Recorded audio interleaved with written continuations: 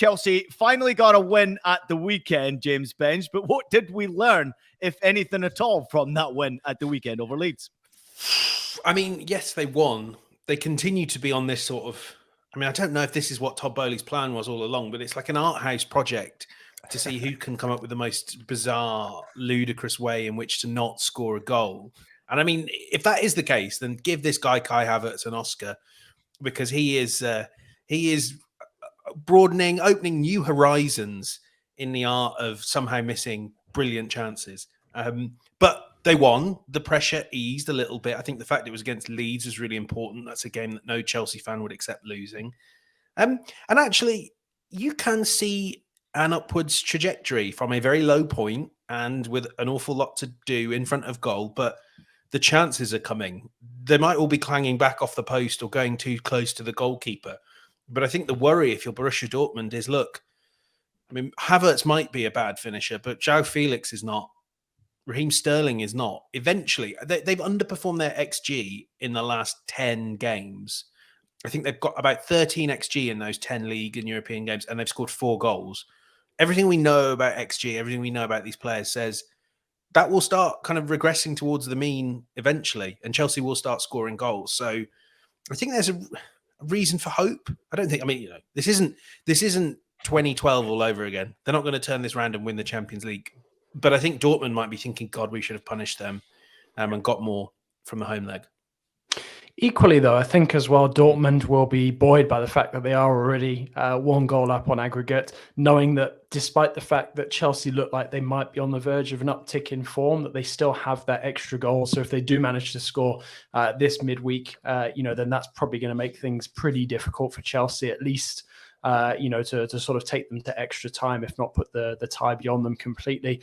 I mean, it feels like, perhaps we might be in for Chelsea improving domestically between now and the end of the season, but I still think it's going to be very, very tight for them in this game against Dortmund. And I think really if Dortmund can get a goal, which I believe they will, then it will probably be enough to knock Chelsea out. Well, if you turn your attention, Mike, to Borussia Dortmund and the fact that they're on this incredible winning streak right now, 2023 seems to be their year. They can't stop winning games. Defensively, they're a lot better. They're not conceding many goals. I think they've only conceded, 5 goals over the last 9 games, something like that. They're now back in a title challenge race with Bayern Munich, and that is something we did not expect to happen this year. So something's going very, very right for Borussia Dortmund. So what needs to go right for Dortmund in this game for them to knock Chelsea out? I think I look at the back line first and foremost, and it's the consistency that we're seeing in the back line. The partnership between Sula and Schlotterbeck is getting better. At the weekend against RB Leipzig, though, there were cracks in the pavement. That's going to come with a Dortmund team that plays very expansive. You see the number of players in attack that they put forward. I mean, they get both outside backs bombing forward at any given time. Rafa Guerrero, he's a player that he's come to life in this post-World Cup sort of vein of form they found.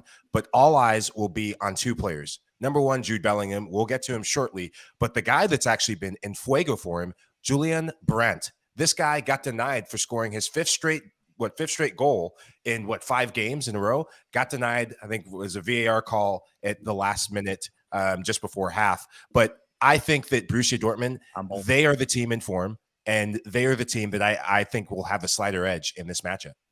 Ian, I got a bit of a question for you on a Dortmund theme. Obviously, Alexander Meyer seemed like an okay game on Friday night, but everything we hear is that Gregor Kobel is going to be out. Now, I know a lot of people that watch mostly Premier League and maybe don't watch the Bundesliga a lot might not know too much about him, but if nothing else, he's in the FIFA EA Sports FIFA Team of the Week every week. This guy seems like a really impressive goalkeeper. You were talking about Kubo here? Or were we talking about Meyer? Not Meyer. Yeah. I don't know. No, listen.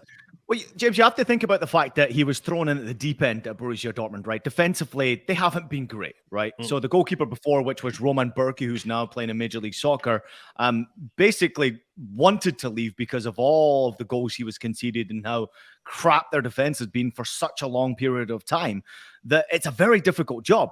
Kubo came in and actually had a pretty decent record coming into the club. But his first season, if you go back and look at the stats, were not good. Conceded a ton of goals, made a bunch of errors.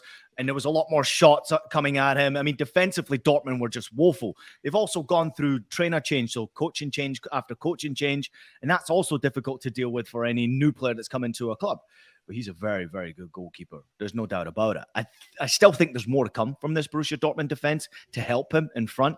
But this is a change. And I do believe, I think Meyer will start and go. And if I'm not mistaken, he's now in his 30s, Meyer now. And he has played 4 Champions League games only. So there's not many minutes there for them where, yeah, I would say that you've got to question that back line going up against Chelsea. But realistically, do we have to question that back line going up against Chelsea? Because there's a great comment coming in right here, JJ. This one comes in from Vic, and he says, can Chelsea score 2 goals with a question mark?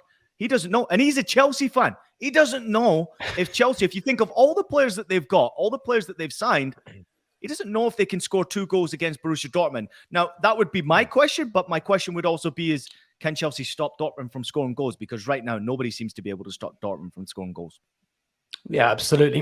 I mean, I think that is probably going to be the biggest challenge. It's sort of linked to the point that I was trying to make earlier, where Dortmund already have that 1 goal advantage from the first leg. Do I see them scoring at least once in this second leg? Yeah, doesn't necessarily mean that I see them winning on the night, but I do think it puts them in a stronger position to win the tie. And you look at some of the games that Dortmund have won recently, not just that victory over Leipzig, by the way, but that victory over Freiburg as well. It's a massive win a couple of weeks ago. It's what, 5-1, something like that. You know, so Dortmund do have this sort of appetite for big games coming back as well, which is not what you want to hear, you know, when you're Chelsea coming into this one, because despite the fact that things are starting to look a little better, a little brighter, you know, is it going to be enough unless there's some, you know, unexpected, you know, hot streak where, you know, all of these shots that are going sort of in and around the goal, but not quite into it, you know, start finding the back of the net. For me, I find it difficult to see Chelsea getting past Dortmund, assuming that Dortmund do get the goal, because, I mean, you know, I could see Chelsea sort of eking out a 1-0 win, which obviously would take it to extra time, potentially penalties. I mean, I agree with Vic. I don't see Chelsea scoring 2 goals very easily in this one, and I certainly don't see them keeping Dortmund out, especially if the match goes beyond 90 minutes. I think, and I think you're onto something there, JJ, but Chelsea were knocking on the door in the first leg. We have to remember, this wasn't just a Dortmund blowout. This was a Chelsea team that I thought were the better team throughout the course of the 90 minutes and should have had a goal. And the misfiring Chelsea, this is why we're here. This is why they're in the place that they're in. Joao Felix, though, he is the player that looked just a cut above from Chelsea players. He's been the one player who's gone closest next to Kai Havertz. I think if he gets that early goal, this could be the game where the dam breaks for Chelsea. Early goal will be a difference in this tie.